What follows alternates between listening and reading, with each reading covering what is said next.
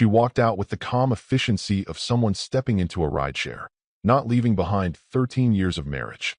No shouting, no crying. Just two pre-packed bags and a final look over her shoulder. "I think we've outgrown each other," she said, tone neutral, almost bored. Like we were a pair of sneakers that lost their arch support. I remember my fingers still damp from the sprinkler settings. I just reprogrammed them for the new water schedule. It was one of those mild spring Saturdays where everything smells like citrus and fresh-cut grass. Her timing was surgical. 2 days later, her Instagram went public. First post, some rooftop bistro downtown. Wine glass raised, shoulder pressed into a man's chest. Her smile overly curated. The caption was the part that hit. "Finally with someone who understands drive." Hashtag corporate power couple. His name, I found out later, was Mark. Her work husband. You know the term. Harmless inside jokes. He just gets me. Monday lunch meetings that somehow stretch into post-work cocktails. I'd seen his name before in passing. Never thought much of it. Now, his LinkedIn practically became her new Bible. Every conversation with our friends turned into a TED Talk about Mark's vision and how corporate excellence requires sacrifice. She'd say things like, "Ray was always content building something small. Mark, he thinks globally." She stopped calling our life a partnership and started calling it a phase. I didn't yell, didn't plead, didn't even ask why. I just stopped watering the backyard 2 days later. It felt unnecessary, like feeding a dog that already ran off to the neighbor. And hey, if you're still listening, most of you aren't even subscribed. But it helps us keep doing what we're doing. So if you're into stories like this, you know where the button is. Anyway, I started noticing the real betrayal wasn't just about leaving. It was the rewrite. She didn't exit gracefully. She revised the narrative. Overnight, I went from husband to crutch. I found out she told her friends I lacked ambition, that I had a small mind. Imagine being called that by someone whose idea of risk was switching shampoos. The irony? She had never once asked how I got our mortgage rate so low, or why our taxes were always clean, or why her credit limit magically increased every year. She just assumed the paperwork handled itself. Mark, though? Mark was flashy. Slick suits, loud voice, perfect LinkedIn ratios. He once posted a selfie on a company jet with the caption, "Private, because public is for passengers." She ate it up. She moved into his apartment downtown, a high-rise with glass walls and 0 books. The type of place where every surface is marble, but the fridge is empty. They started showing up together at networking events, rubbing elbows with people who said things like synergy and scale. I knew because a few mutual acquaintances sent me screenshots, unsure if I'd seen. I didn't reply. One friend messaged, "You okay?" I typed, "Never been better." Then deleted it. Typed, "Hope she's happy." Deleted that too. What I wanted to say was, watch. Just watch. Because I wasn't angry. Not really. I was taking inventory. Not of feelings. Of facts. Because you can lose a person. But if you stay very, very quiet, you can see what else they were standing in front of. What they were trying to block your view from. And once they step aside, the full picture comes into focus. And in that new clarity, I noticed something strange about Mark's company. The one she wouldn't shut up about. Rinwald and Chase. Not a startup. Not a tech firm. A legacy consulting group. Old money, serious contracts. The kind of place with mahogany doors and 4 layers of non-competes. I only recognized the name because, years ago, I'd consulted briefly for one of their shell subsidiaries when they were restructuring. A favor, really. Barely billed it. They paid in shares of some dormant holding company. I never cashed them in. Just archived the folder with my old LLC's tax returns and forgot about it. Until that hashtag corporate power couple, reminded me. And then, I started digging. Not emotionally. Strategically. A week later, she texted like she was RSVPing to a potluck. No apology. No self-awareness. Just, Mark and I were thinking, it might be good to get dinner. Clear the air. No tension. Just mature closure. Closure? She hadn't even closed the bedroom drawer before sprinting into someone else's sheets. But now she wanted to play enlightened? To smile across a table while sipping red wine and pretending we were all adults who just drifted? I didn't respond. Not because I didn't have words, but because every version of a reply felt beneath me. You don't swat a fly when it lands on your plate. You just get a new plate. That Friday night, my phone buzzed with 4 photos. No context. Just snapshots. First, a dimly lit steakhouse, candles flickering off wine glasses and designer flatware. Second, her manicured hand across the table, resting on his. Mark's Rolex front and center like a trophy. Third, Valet ticket with the logo of some high-end lounge embossed in gold. Fourth, the back of his luxury sedan. Her heels kicked off, her legs tucked under her like she'd finally arrived. It was supposed to sting. And for a second, maybe it did. Not because I missed her, but because I realized she'd always mistaken style for substance. She was showing off the wrapping paper of a life, mistaking it for the gift. I looked at those photos like a forensic analyst. No ring on her finger.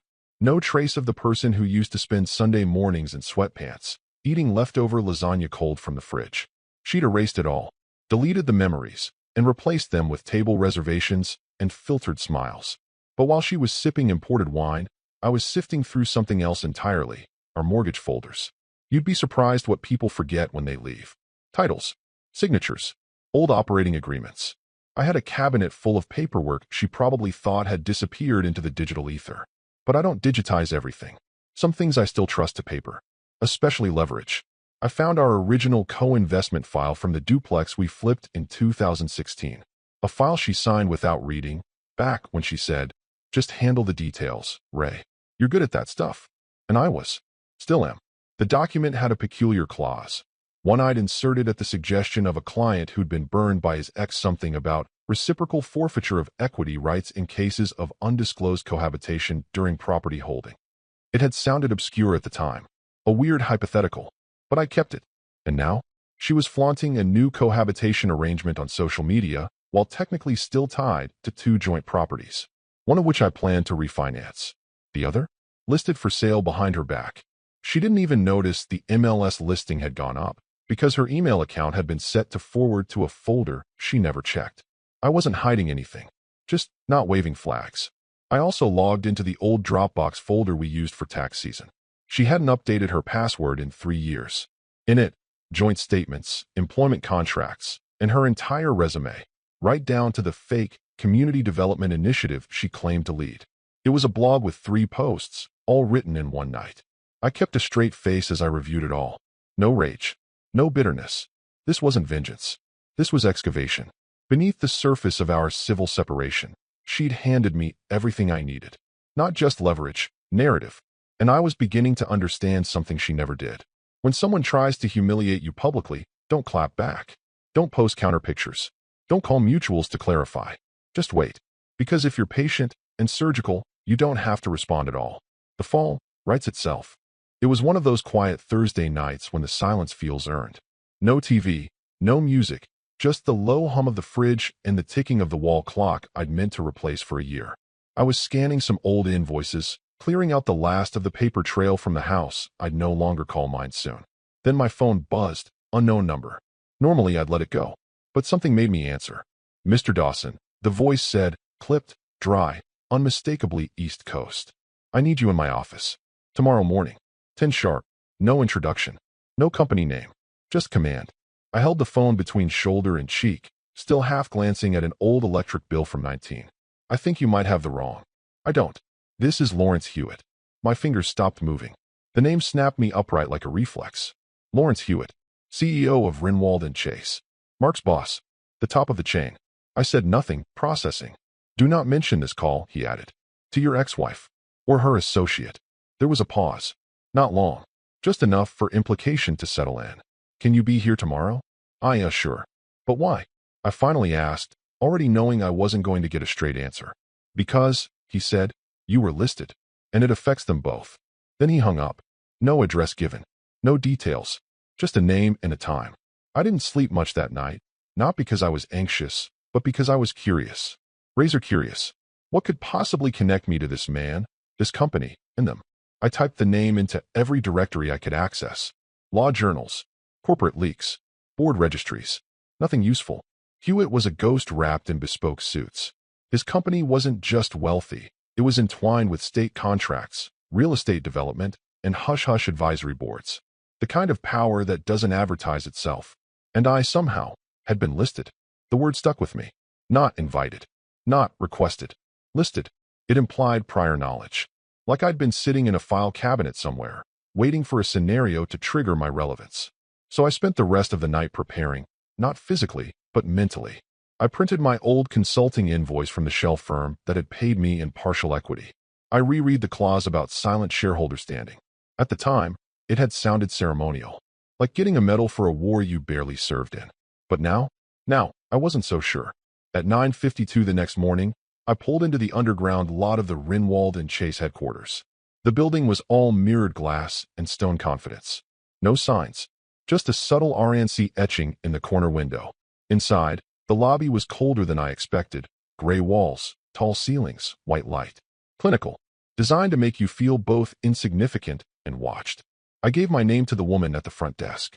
She didn't even glance up, just typed something, nodded once, and handed me a guest badge with no color. Just my name and a single word at the bottom. Restricted. Before I could ask anything, a security guard appeared. Tall, silent. He gestured to the side entrance, not the elevators the others were using.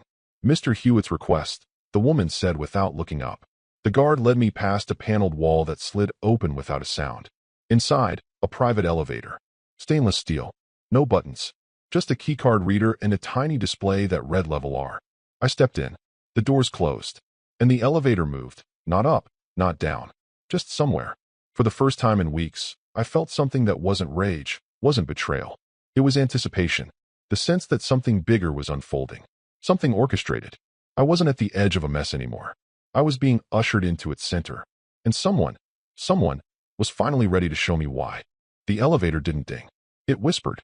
One moment I was inside a mirrored capsule of brushed steel and chilled silence. And the next, the doors glided open. Not to a floor marked by cubicles and hustle, but to something older. Something quieter. The room was cathedral-like in its stillness. No music, no idle chatter. Just the soft murmur of filtered air and the faint buzz of fluorescent lighting hidden in recessed panels above. A long conference table stretched across a walnut floor that looked hand-polished. To the left, a wall of screens, some flickering with company dashboards, others blank. To the right, floor-to-ceiling shelves filled not with books, but binders. Hundreds of them, color-coded, unlabeled. And seated in the middle of it all, like a queen in a courtroom, was a woman in her early 60s. Silver hair twisted neatly back. No jewelry, no logo, just a navy blouse, dark slacks, and a look that didn't bother with pleasantries. She didn't rise right away. She studied me for a beat longer than was comfortable, then finally stood and extended her hand. My name is Eleanor Chase, she said. Founding partner. That name punched harder than the elevator ride. Not the CEO, not the board chair. The name, Chase, the second half of Rinwald and Chase. The name that was never spoken casually in articles or interviews. She wasn't just senior to Hewitt. She was the blueprint. She gestured to the seat across from her, and I sat without a word. I imagine you have questions, she said, but I'd prefer to begin with some answers. She tapped a screen beside her. One of the displays on the wall lit up. An employee roster. Faces. Roles. One of them Mark. Below it, his access logs, his calendar entries, meeting notes. Then my ex-wife's name, tied to those same meetings.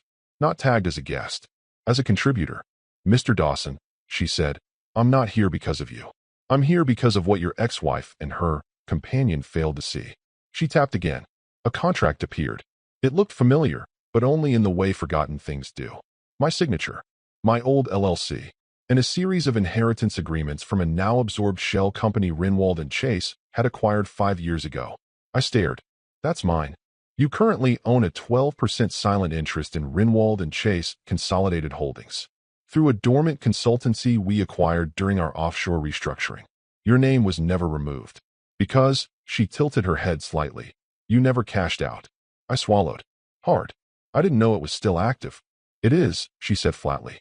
And as a silent minority stakeholder, you're entitled to certain disclosures, which, unfortunately, have been violated. She turned the screen off and let the silence work on me. Your ex-wife, she continued, was invited to a strategy retreat under false credentials. Mark listed her as a compliance consultant. She signed an NDA she didn't understand, then participated in 4 sessions related to earnings forecasts, intellectual property, and potential merger discussions. I blinked. That's not possible. She took notes. Asked questions. They were recorded. She tapped another screen. Audio began to play. My ex-wife's voice. Confident. A little smug. But if the European partner doesn't extend the exclusivity window, she was saying, you'll have to dilute the conversion clause, right? Otherwise the stockholders will panic. Click. Eleanor folded her hands. She's smart. I muttered, more to myself than anyone. She's reckless, Eleanor corrected. And Mark is worse. He gave her access to internal files using his director credentials. It's all traceable. Logged. Dumb. I sat there, stunned, not just at the scope of it, but at how quickly the dynamic had flipped. I came here expecting veiled threats or polite damage control. Instead, I was being handed a detonator. So, Eleanor said, you can press charges. Or we can handle this, quietly. Why involve me? She smirked, barely. Because they thought you were irrelevant. And in this firm, irrelevance is the most dangerous illusion you can give the wrong person. She stood and walked to a smaller cabinet, pulled a thin file, and handed it to me. A joint board memorandum. Drafted. Dated. Mark. Suspended pending review. My ex-wife. Contract terminated for ethics violations under Clause 12B. You don't have to sign anything, she said. But we'd appreciate your presence. When they're informed. I looked at the file, then back at the wall of screens. Why? I asked. Why not just send them a letter? She tilted her head again, voice calm as a scalpel. Because sometimes, the most powerful thing in a room is the person they thought they already walked over. And in that moment, I understood something. This wasn't just about justice. It was about theater, power, position, and Eleanor Chase had just cast me in a scene they never even knew they'd rehearsed. The file Eleanor slid across the table was navy blue, unbranded, and thick, not the kind of document folder used for decoration or dramatics. No embossed logo, just function. She didn't dramatize the gesture, didn't pause for effect. She slid it like a dealer delivering a hand of cards that had already decided the game. I opened it. The first few pages were standard due diligence, background checks, signature logs, login histories, audit trail snapshots. Mark's name came up a lot, initials stamped next to restricted file access, time-stamped right before and after meeting invites that included my ex-wife's email address. But the meat of it was halfway in. A contract, one I'd signed years ago, old letterhead, my LLC's name across the top, Dawson Strategy Group. I hadn't seen that name in nearly a decade. At the time, it was just a flexible side hustle structure for consulting gigs when I needed to keep things clean for tax purposes. Rinwald and Chase had acquired a boutique firm I'd advised, some obscure restructuring project related to offshore compliance. My payment was split, partial cash, partial deferred interest in their holding company. I never thought I'd see the equity mature, but I kept the paperwork, because I always do. Apparently, they did too. Clause 7.3, Eleanor said. Silent interest converts to proportional voting rights in any matter where the holder is materially affected by internal conduct breaches. I blinked. She flipped to another tab in the file. Highlighted text. Conflict of interest clause. Subclause 14. C. No partner, employee, or subsidiary contractor shall knowingly expose non-cleared individuals to forward-looking statements, M&A forecasts, or shareholder-sensitive information. Below it, someone had scrawled in pen, violation confirmed. See incidents hashtag 27-33. My ex-wife's name appeared in the annotations. 6 entries. One involving her commenting on a live call transcript related to a pending acquisition. Another, where she had apparently emailed a question from their vacation in Sonoma, asking Mark if they'd be rebalancing their European exposure based on the Q4 misfire. Mark had replied with a spreadsheet attachment, not even password protected. I looked up, trying to process what this meant, and Eleanor, calm as ever, simply folded her hands. They played house inside a vault, she said, and they left the door open. She didn't flinch. Would you prefer we press charges? I looked back down at the file, my own signature staring up at me like a ghost that had been waiting years to come alive. Or, she continued, would you like to handle this internally? I asked the only question I could manage. Why give me a choice? Because, she said, you're no longer just an observer. And this, she tapped the file, gives you standing. I leaned back in the chair. The air felt different now. Heavier. Like walking into a room you've been in before and realizing all the furniture's been shifted 2 inches to the left. They didn't just violate some vague policy. They breached a structure. My structure. Built years ago and left dormant, forgotten by everyone. Except the system that still held my name. I wasn't the man she'd left anymore. I wasn't the discarded husband, the dull safe bet with sprinklers and spreadsheets. I was something else now. I was a variable they never accounted for. A dormant clause brought back to life not through revenge, but through reckless arrogance. Eleanor rose. I'll need your answer by Monday. We already have the memo drafted. Suspension for Mr. Danning, effective immediately. Termination of contract with our subsidiary for Ms. Greer. All internal channels will be updated. I stood too. What happens if I say no? She smiled faintly. Then it proceeds without your endorsement. But it won't feel nearly as poetic. There it was. The truth under the surface. This wasn't about paperwork. This was about narrative. They had mocked me with their curated captions and strategic dinners. Now they would learn the consequence of stepping on someone who documents everything. I nodded. I'll be there. Eleanor walked me to the private elevator herself. As the doors closed, I caught one last glimpse of the room. The screens, the binders, the chairs she hadn't offered them. And in that moment, I understood exactly what I had become. Not the ghost of a broken marriage. Not the man who got replaced. But the name in the file they never read. Eleanor didn't blink as she handed the memo to her assistant. The woman took it without a word, disappearing behind a paneled wall like she'd been trained in quiet exits. It was surreal. How quickly something as cold as paper could unmake two people who thought they were invincible. No shouting. No vengeance speech. Just a paragraph marked with legalese and consequence. Mark Danning. Suspended pending review of ethical breaches, specifically under clauses 14c and 17b. Lauren Greer. Termination of contract with immediate effect due to willful violation of proprietary information policies. They wouldn't even get the dignity of a face-to-face reprimand. No warning. No slow unravel. Just a calendar invite, a scheduled board session, and a line that would redraw their entire futures. I sat across from Eleanor again, feeling not victorious. Not yet, but no longer on the outside of the narrative. I wasn't a footnote. I was part of the rewrite. She turned to me, voice even, clipped, measured. I'd like you there, when we inform them. Why? Because they need to see what they missed. I raised an eyebrow. You mean me? She didn't confirm or deny, just slid another paper across the table. It was a seating chart. Boardroom, 7A. Oval table. 13 chairs. Their names at the far end. Hers at the head. And mine, closest to her right. Why put me there? Eleanor didn't look up. Because power needs proximity. It was so matter of fact, I couldn't help the small breath of a laugh that slipped out. You want this to be personal. She finally met my gaze. Mr. Dawson, everything worth remembering is personal. That night, I didn't go home. I checked into a mid-tier hotel on the edge of the business district. Nothing flashy. Neutral tones. Good Wi-Fi. I didn't want familiarity. I wanted distance. I sat on the edge of the bed, stared at the skyline, and thought about all the things I wouldn't have noticed if I'd reacted emotionally instead of strategically. If I'd yelled. If I'd demanded explanations. If I'd chased them. Instead, I waited. And now, they were walking right into a room they didn't know had already turned against them.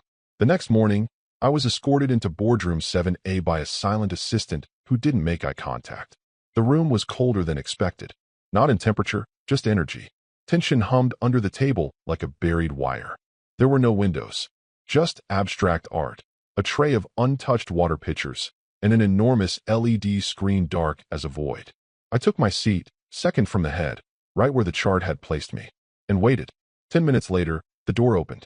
Mark walked in first, confident stride, wearing a tailored suit that looked expensive but distracted. His tie wasn't centered. He didn't notice me at first. He was too busy shaking hands, smiling like he owned the place. Lauren, my ex-wife, followed. She saw me the second she entered, and froze. It wasn't dramatic, just a subtle hitch in her step. Like her heel caught for a second, and her brain hadn't decided whether to keep walking or turn and sprint. She smiled anyway. Thin. Fake. Ray, she said softly, as if my presence could be explained away with familiarity. I didn't smile back. I just nodded once. She took her seat beside Mark, 2 chairs down from mine.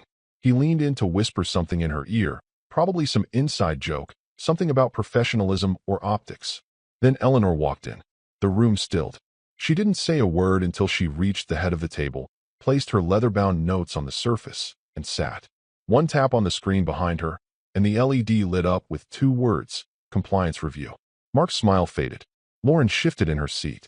Eleanor turned to me, her expression unreadable, and gave the smallest nod. Not for theatrics. Not for gratitude. Just acknowledgement. I'd spent weeks being dismissed, mocked, and redefined in stories I didn't approve. And now here I was, watching 2 people who thought they had rewritten the ending, slowly realize they hadn't read the fine print. The room dimmed. The memo was about to be read. And for the first time since she left, my ex-wife wasn't the one who held the narrative. She was sitting in it. Mark strutted into the boardroom like he was walking into a photo op, confident, shoulders high, mouth curled in that practiced, effortless grin he must have rehearsed in bathroom mirrors and elevator reflections. He scanned the room like a man expecting applause, or at the very least, deference. Then his eyes landed on me, and he flinched. It was brief, but real, a split-second glitch in the performance. His grin twitched, just enough to betray recognition and confusion.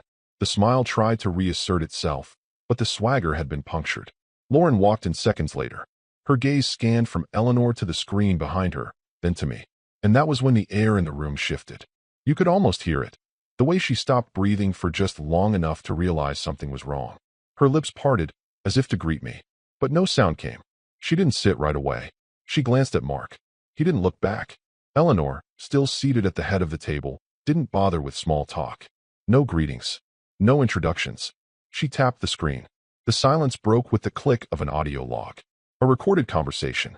My ex-wife's voice, asking about earnings projections, casually referencing a confidential presentation deck. Mark's voice followed, laughing, telling her, "It's fine. Nobody's watching this level of access." Then a calendar entry popped up. A strategy session, tagged internal only, held on a weekend in Sonoma. Participant list: 8 cleared executives, and Lauren. Her email circled in red.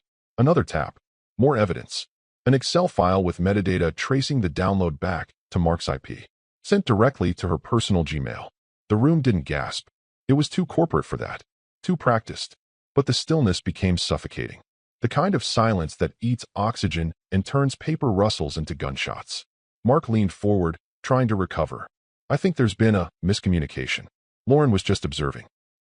She didn't. She was not cleared," Eleanor said, flat. He kept going. "Right. But we had verbal permission, internal alignment that she could." "No one on this board," Eleanor said, voice like stone, "authorized any alignment with your girlfriend." Mark's jaw clenched. "With respect, this feels like a personal attack more than a policy breach." "It's neither," she said, already cueing the next slide. Email chains lit up on the screen. Dozens. Her name embedded in threads she had no legal access to. My name appearing at the bottom of the ownership registry. And then, just to make sure the knife went all the way in, the contract with my signature. The LLC. The equity clause. Clause 7.3 highlighted. "Mr. Dawson," Eleanor said, calmly turning to me, "was never informed of these breaches. He had standing to be notified. He was not. That alone is a violation of fiduciary obligation." Lauren finally found her voice. "This is insane," she whispered, looking directly at me. "You're doing this? You." I didn't answer. I didn't need to. Her voice cracked like it always did when panic outpaced logic. She began. Eleanor cut her off with one hand raised. Not a shout. Not a slam. Just a raised palm. And then the sentence that finished them. "You were pawns," she said, eyes like ice. He was the forgotten shareholder. Neither of them moved. Mark sat frozen, blinking like a man trying to recalculate everything at once. His future. His image. His exit strategy. Lauren turned pale. All the blood drained from her face like someone had pulled a plug behind her ears. I watched them both disassemble in real time. She tried to speak again. Something about intentions, mistakes, how she didn't mean to cross a line. But the words died under the weight of the evidence now lining the wall behind Eleanor. A digital firing squad. "You accessed information illegally," Eleanor continued. "You participated in discussions outside your role, outside your clearance, and in violation of our ethics code." She flipped one final document on the table. Mark's contract. Redlined. Lauren's agreement. Terminated. No recourse. No severance. Just done. I didn't smile. I didn't flinch. I didn't say, "This is what betrayal costs." I just sat, as instructed, at the second seat from the head of the table, exactly where they'd never imagined I'd belong, and watched the lights in their eyes dim. Not because I punished them, because they did it to themselves, and I simply let the truth walk in behind them. The boardroom didn't clear like in the movies. No slamming doors, no dramatic exits. Mark and Lauren were escorted out quietly by a firm-faced assistant in a dark suit who didn't even use words. Just a gesture. Mark resisted at first, tried to stall, to mutter something about needing to clarify, but stopped the moment Eleanor said, "This isn't your meeting anymore." And just like that, they were gone. The door clicked shut behind them with an almost surgical precision. Eleanor didn't look up. She simply tapped her stylus against her notes, then nodded to the far end of the table. Let's proceed. I didn't recognize most of the board members. Older men in high-collar shirts, women with blunt-cut hair and muted jewelry, powerfully unremarkable in a way that screamed influence. They all had tablets open, documents preloaded, votes ready. No one was shocked. No one whispered. This had been prepared. The chairperson, a man named Drayton with a voice like gravel, read the motion aloud, dry as concrete. Motion 44B. Immediate suspension and removal of Mr. Mark Danning from his role as Senior Director of Strategy, with recommendation for permanent termination following audit review. He paused, looked around the table. All in favor. Every hand went up. Instantly. No debate. No dissent. Motion carried, Drayton said, tapping his screen. Then, as casually as if ordering lunch, he continued. Next item. Removal of Ms. Lauren Greer from the Global Initiatives Consultancy roster, with revocation of all contractor access and immediate notification to our subsidiary communications team. A woman near the window tapped her screen. It's already begun, she said. Website edits in progress. Bio removed. Credentials deactivated. Someone else added. PR team is standing by for reactive statements, should any leaks occur. They didn't even say her name again. Just moved through her undoing like she was a task to check off. As if she'd never existed on the payroll. Never stood at Mark's side with that smug, corporate smooth confidence.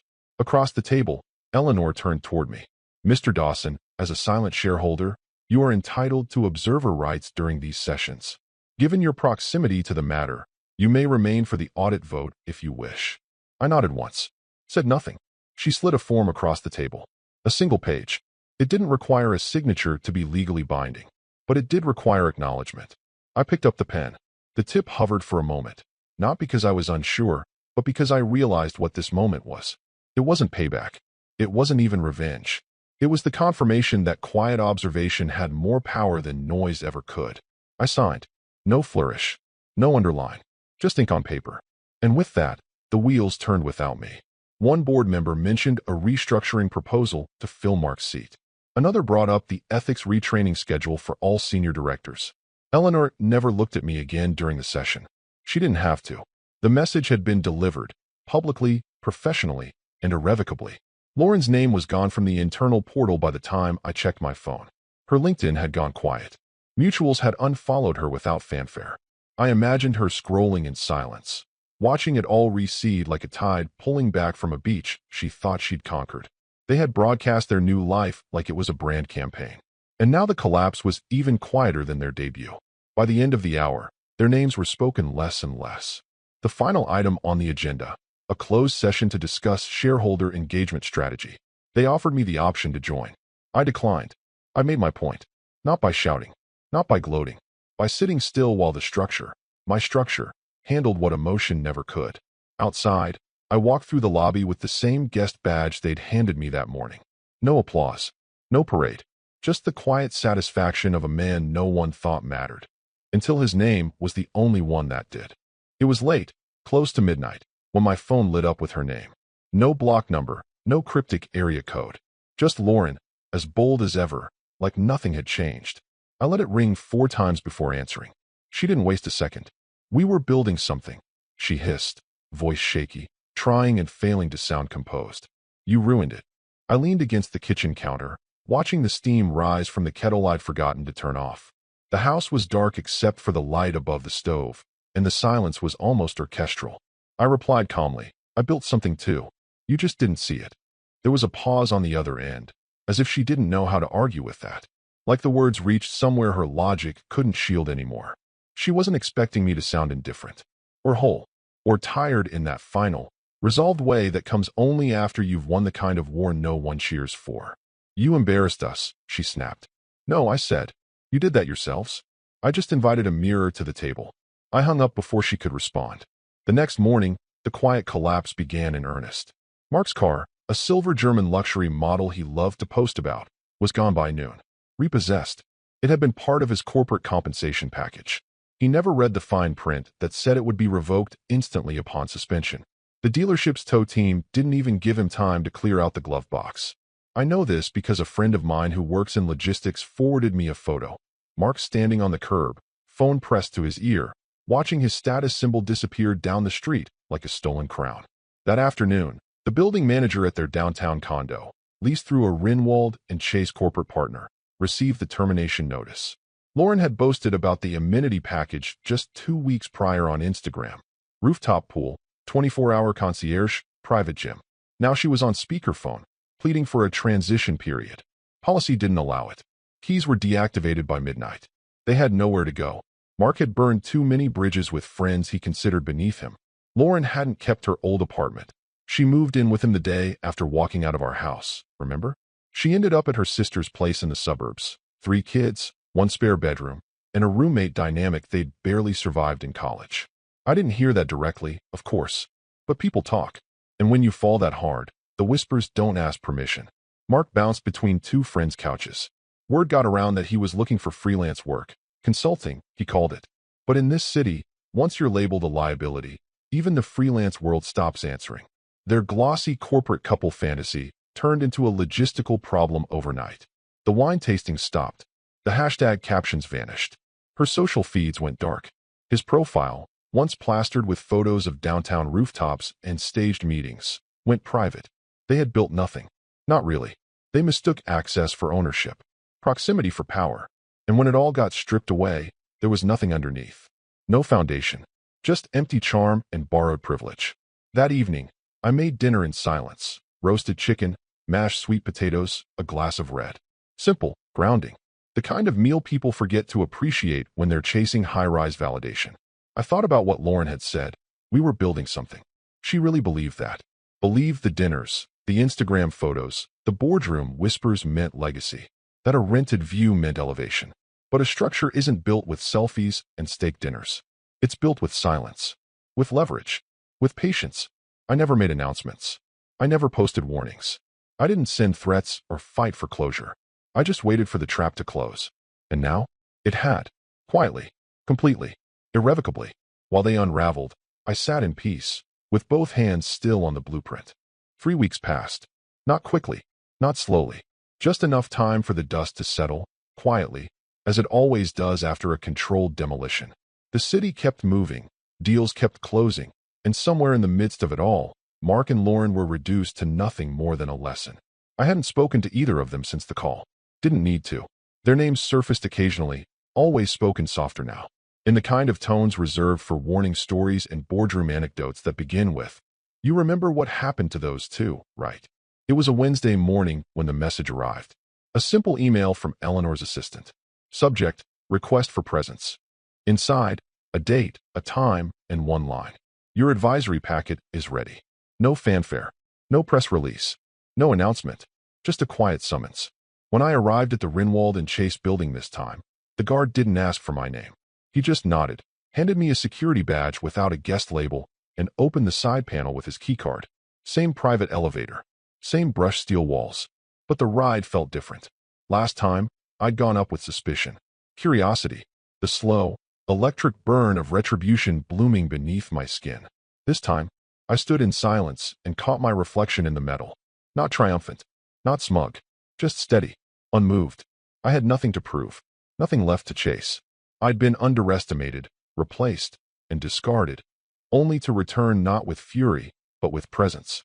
That rare, irreversible thing that only exists after you've survived the collapse and chosen not to scream. When the doors opened, Eleanor was already waiting. She didn't extend her hand this time. Didn't need to. "Mr. Dawson," she said with the barest incline of her head, "welcome back." She led me through the glass hallway, past rooms full of people who now knew exactly who I was, whether they said it or not. I saw it in the pause of glances, the subtle shift of body language. Not fear. Not awe. Recognition. We stopped at the end of the corridor. 1 door. Frosted glass. No nameplate yet. Eleanor opened it. Inside, a desk, minimal. Wall-to-wall shelves, empty. A leather chair, high-backed. Windows overlooking the skyline. Elegant, not flashy. The space had that freshly scrubbed smell of preparation. No legacy. No ghost of the one who sat here before. It was waiting. She turned to me. "Think you're ready to step in?" I looked around once, slowly. Took it in. The silence. The wait. I nodded. "I'm not here to replace him," I said quietly. "I'm here to build something that lasts longer than vanity." Eleanor didn't smile. She just responded, That's why we asked. She left me there. No instructions. No onboarding. Just the room. The view. The seat. I stood for a while before sitting. The chair was firm. No squeak. No looseness. It felt earned. I thought of Lauren. Of the man she thought she was choosing. Of the job title, the leased car, the bottle service nights passed off as progress. She had traded something solid for something shiny. She walked out thinking she was walking up. But power doesn't announce itself. It doesn't posture. It waits. Quietly. Patiently. Until the room turns. And when it does, it doesn't knock. It opens a door. And you're either standing there holding the handle, or you're locked out forever,